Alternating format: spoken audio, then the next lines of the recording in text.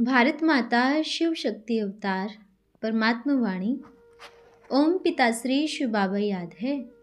आज है 22/4/2026 प्रातः क्लास।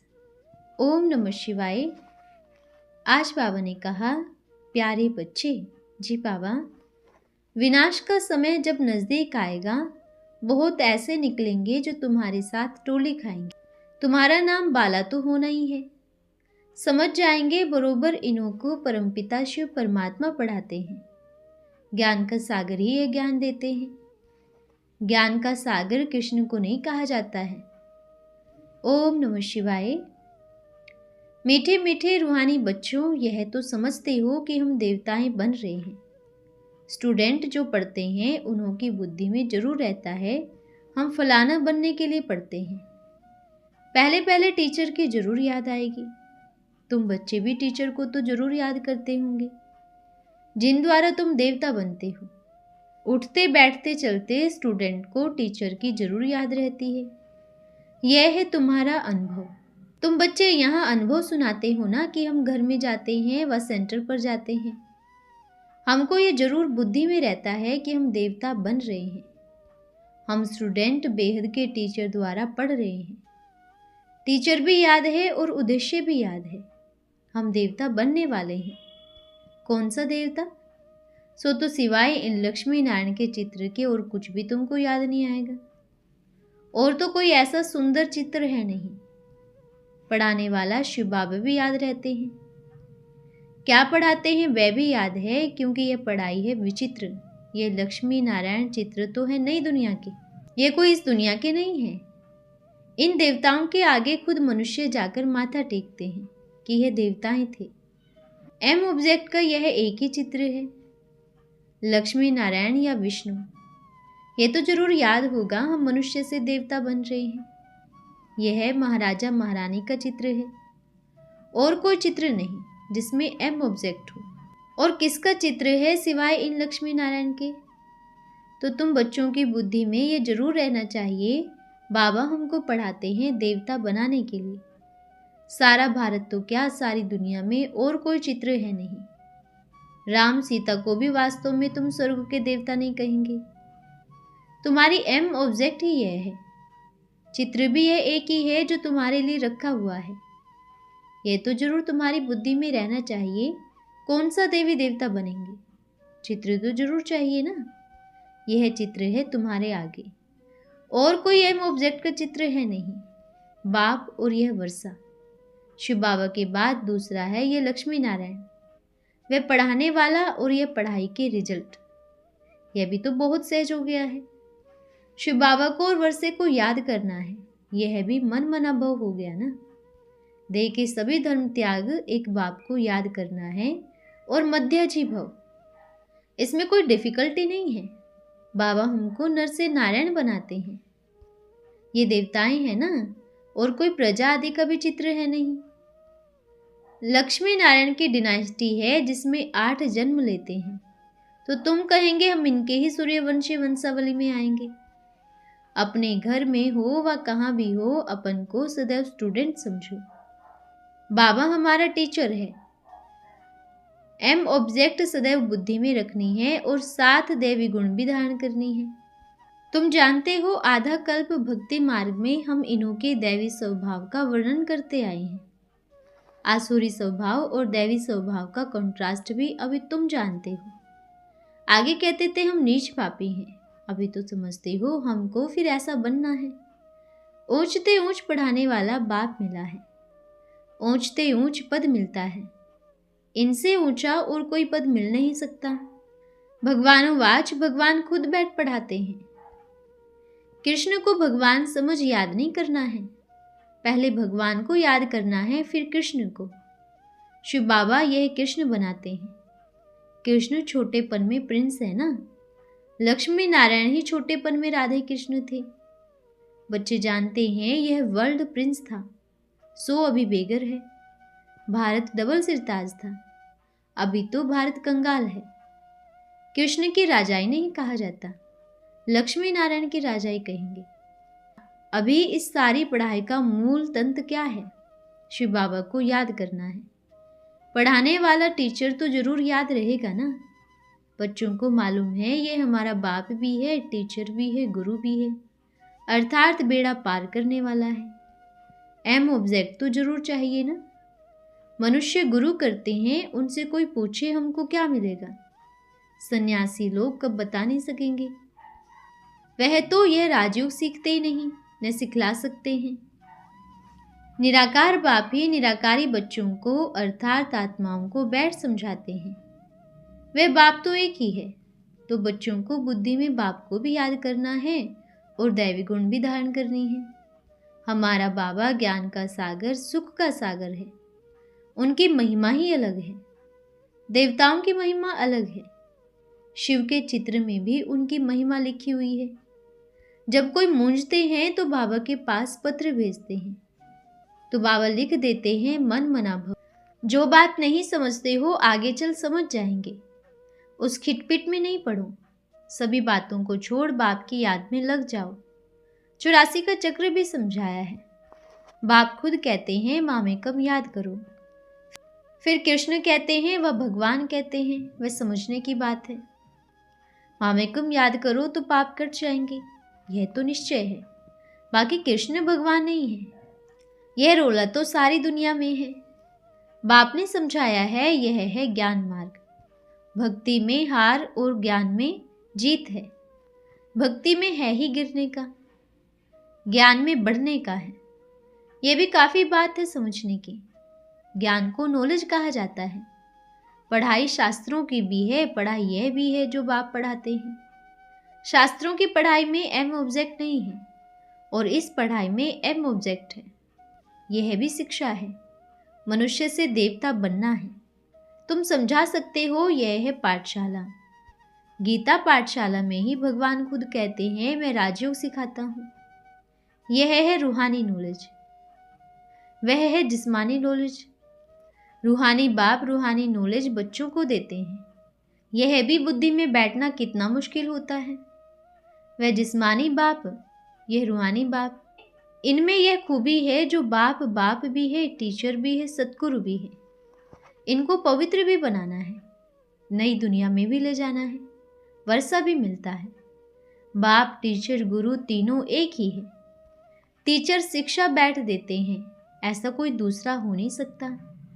बाप ज्ञान देंगे तो भी मनुष्य तन में ही आएंगे ना, और कोई बाप टीचर गुरु एक हो ही नहीं सकता। गाय भी जाता है, तमेव माता च पिता तमेव। विद्या कौन सी देते हैं? और सभी जिस्मानी विद्या देते हैं। एक ही रूहानी बाप रूहानी विद्या देते हैं। इन बातों को कोई भी मनुष्य मात्र को पता नहीं है। कह देते हैं भगवान का नाम रूप देश काल है नहीं, इसलिए तुम कोई को समझाते हो तो डिबेट बहुत करते हैं। जो बाप टीचर गुरु है वह फिर सर्वव्यापी कैसे हो सकता? उनका नाम रूप एक ही चला आता है। ऐसे नहीं एक टीचर छोड़ दूसरा पढ़ाएंगे, नहीं, ऐसे भी नहीं। एक गुरु मर जाएगा तुम फिर दूसरा करेंगे, नहीं। वे टीचर भी मर जाते हैं, बाप भी मर जाते हैं, बाप भी मर जाते हैं, गुरु भी मर जाते हैं। ये तो अमर कथा सुनाने वाला अमर बाबा है। बाबा बाप भी है, टीचर भी, सतगुरु भी है। यह बीज डाल देना चाहिए। यह समझाने में वंडर भी लगता है। और कोई को तो बाप टीचर गुरु नहीं कहेंगे। अच्छी रीत विचार करना है, यह ठीक है। भूलते तो नहीं, विचार जरूर चलेगी। यह पॉइंट समझाते हो तो बहुत अच्छा। बहुतों को भूल जाते हैं। पढ़ाई कोई भी हालत में छोड़नी नहीं है। बाप एक ही बात कहते हैं, मन मना भव। यह तो रोज समझाते हैं। बाकी बीच बीच में नई नई पॉइंट सुनाते जरूर हैं, जिससे सभी को रिस्पॉन्स मिल जाता है। बाप और वर्षे को याद करो। बाप का बनने से वर्षा जरूर मिलता है। 84 का चक्र जानने से तुम चक्रवर्ती राजा बन जाते हो। पूछने का भी कुछ रहता नहीं है। बच्चे यहाँ आते हैं, बेहद के बाप के बनते हैं, तो देह भी भूल जाते हैं। बाप को याद करते करते सभी पाप भस्म हो जाते हैं। भक्ति मार्ग में मनुष्यों को आदत पड़ गई है। कृष्ण को, राम को कितना याद करते हैं, भिन्न भिन्न नाम रूप में याद करते हैं। अम्बा के कितने चित्र आदि बना दिए हैं, इसलिए आधा कल्प के मूंझे हुए हैं। जहां जाते फिर भी उल्टा भक्ति मार्ग में चला जाते। बाप आकर सभी को रास्ता बताते हैं। यह है चैतन्य फूलों का बगीचा।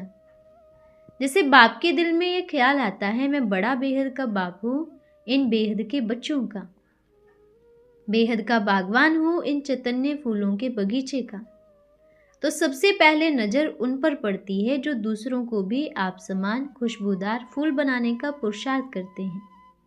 बनाएंगे वही जो खुद फूल होंगे। तो अपने दिल में समझना है मैं किस प्रकार का फूल हूँ। बाप के दिल पसंद हूँ या बाप की नज़र से दूर रहने वाला अक का फूल हूँ। हर एक अपन को समझ तो सकते हैं ना। तुम बच्चों को कैसी नई नई बातें बाप सुनाते हैं।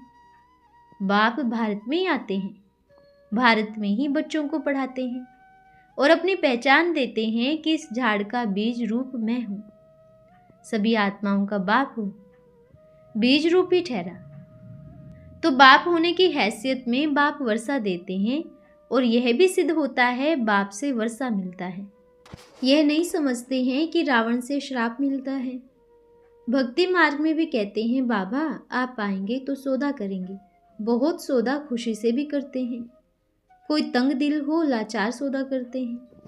बाप से सौदा करने वाला बहुत बहादुर चाहिए, क्योंकि वीरता दिखलानी है जरूर। ब्राह्मण की माला करेक्ट बन नहीं सकती है, क्योंकि पिछाड़ी तक लड़ाई चलती रहती है। पिछाड़ी में लड़ाई भी ऐसी होती है जो जरूर हराते होंगे। समझ में आता है हरा सकते हैं, माला बनती जरूर है, जो फिर भी भक्ति में फेरी जाएगी। वहां तो खुद देवताएं हैं, पूज्य हैं, वह तो अपनी माला नहीं फेरेंगे। बहुत पुजारी माला फेरते हैं, फिर पिछाड़ी में पूज्य बनेंगे। वास्तव में जबकि सृष्टि का अंत होता है तो एक ही बाप जो कि टीचर भी है गुरु भी है, वह सहज याद पड़ता होगा। ऐसे कोई मनुष्य अपन को बाप टीचर गुरु कह न सके। इस हिसाब से शिव बाबा बहुत याद पड़ना चाहिए, परंतु माया इतनी सहज बात भी भुला देती है। माया का धंधा ही है भुलाना, इसलिए उसका नाम भी भूल भुलैया रख दिया है। शोभता भी अभी है। बाप कहते हैं तुम मुझे याद करो, माया भुला देती है। माया बड़ी जबरदस्त है, राजाई भी इस रावण की चलती है। रावण हराती है तो राम संप्रदाय की जीत होती है। अभी तुम बच्चों की बुद्धि में है, शास्त्रों में तो बहुत रोंग बातें लिखती है। समझाना पड़े ना। गीता में जो युद्ध दिखाया है असुरों और देवताओं की या कौरवों और पांडवों की युद्ध, ये हुई नहीं है। तुम सबको समझाते हो, परंतु किसकी बुद्धि में बैठता ही नहीं जो अखबार में डाले। राम रावण व राम के बच्चों आदि की युद्ध लगी नहीं है। ये ग्लानि की बातें हैं। सीता की कड़ी ग्लानि है। यह बातें मानने लायक नहीं है। हम ऐसी बातें सुनना पसंद नहीं करते हैं। ऐसे समझाओ, सभा में भाषण आदि करो तो कहेंगे यह तो राइट है। ऐसी ऐसी दंत कथाओं से हम सभी की बुद्धि भ्रष्ट हो गई है। तुम्हारा नाम बाला जरूर होना है। आते तो बहुत ही है ना। ऐसे ऐसे बैठ समझाओ, हियर नो इविल। बोलो ये नुकसान करने वाली इविल बातें हैं, देवताओं की ग्लानि है। भगवान उवाच, ऐसी ग्लानि जब होती है तो बाप ही आकर बतलाते हैं यह अति धर्म की ग्लानि है। ऐसे ऐसे पॉइंट्स बुद्धि में हो जो समय पर दे पक्का कराया जाए। आगे चल बहुत ही सुनेंगे, सुनने का है जरूर। बहुत हो जाएंगे तो फिर झट मानेंगे। और जो भी झूठी बातें मुख्य मुख्य है बड़े बड़े बोर्ड पर लिख दो। बाबा ने कहा था वाहियात बातें सभी लिख दो। ये सभी बातें सुनने से भारत पतित हुआ है। पावन बनाने वाला बाप ही है। वही कहते हैं मुझे याद करो तो पाप भस्म हो जाएं। यूं भी तुम बच्चों को ये समझाना है। मुख्य बात है यह, तुम पैगाम देते हो भगवान उवाच, अपन को आत्मा समझ दे के सभी संबंधों को तोड़ मामेकम याद करने से सभी पाप भस्म हो जाएंगे और सृष्टि चक्र को याद करने से सतयुगी हेवन के मालिक बन जाएंगे। ऐसे ऐसे अक्सर ऐड कर बहुत अच्छा करके बनाना है। मुझे अपने बाप को निरंतर याद करो। याद करने से वर्षा पा लेंगे ड्रामा प्लान अनुसार। होवनहार विनाश के पहले। बाप कहते तो हैं 3 पर लिखकर बड़े बड़े स्थानों पर लगाओ, एक तरफ मनुष्य एक तरफ देवताएं, ऐसे कुछ न कुछ लिखकर बड़े बड़े म्यूजियम में बोर्ड लगा दो। यह है मुख्य बात। अपन को आत्मा समझ दे कि सभी संबंधों को छोड़ माँ में कम याद करो तो तुम सदगति को पाएंगे कल्प पहले मिसल। ऐसे ऐसे बड़े बड़े बोर्ड बड़े बड़े स्थानों पर बड़े बड़े जंक्शन पर लगा दो। ट्रेन बस में भी लगावे तो अच्छा है। यह है मूल मंत्र। बच्चे लिखकर सामने ले आवे तो टीचर भी आफरीन देंगे। अच्छे अच्छे सेंसिबल बच्चे लिख सकेंगे, बाकी के लिए समझेंगे इतना सेंस नहीं है, नहीं लिख सकते हैं। ये बातें अखबार में भी लगा सकते हैं, तुम बच्चों को भी अप्रिसिएट करेंगे। ये मूल बात है जो गीता में भी है। हम लिखते तो हैं गीता ज्ञान दाता शिव भगवानुवाच, तो बहुतों की नजर जाएगी, समझेंगे यह तो गीता ही है। तुम समझाते हो असली चीज पर, जिसको मनुष्यों ने नकली बना दिया है। विनाश का समय जब नजदीक आएगा तो फिर इन बातों पर जोर करेंगे। आगे चल बहुत ऐसे निकलेंगे जो तुम्हारे साथ टोली खाएंगे। तुम्हारा नाम बाला तो होना ही है, समझ जाएंगे। बरोबर इन्हों को परमपिता शिव परमात्मा पढ़ाते हैं। ज्ञान का सागर ही यह ज्ञान देते हैं। ज्ञान का सागर कृष्ण को नहीं कहा जाता है। कल्प कल्प ऐसे युक्तियां रचते आए हैं। यह तो निश्चय है तुम बच्चे अपना राज्य स्थापन करके ही दिखाएंगे। बाप भी है ना। बच्चे कहते हैं बाबा हम भी आपके मददगार बनते हैं। जो मददगार बनेंगे वही वर्षा पाएंगे राजधानी का। जैसे जो मदद करेंगे वैसे ही वर्षा पाएंगे। पांडव गवर्नमेंट कब कौरव गवर्नमेंट से कब भीख नहीं मांग सकती है। वे तो भीख मांगने आते ही हैं। दिन प्रतिदिन भीख जास्ती मांगते रहते हैं, चंदा इकट्ठा करते रहेंगे, भीख तो चलती रहेगी।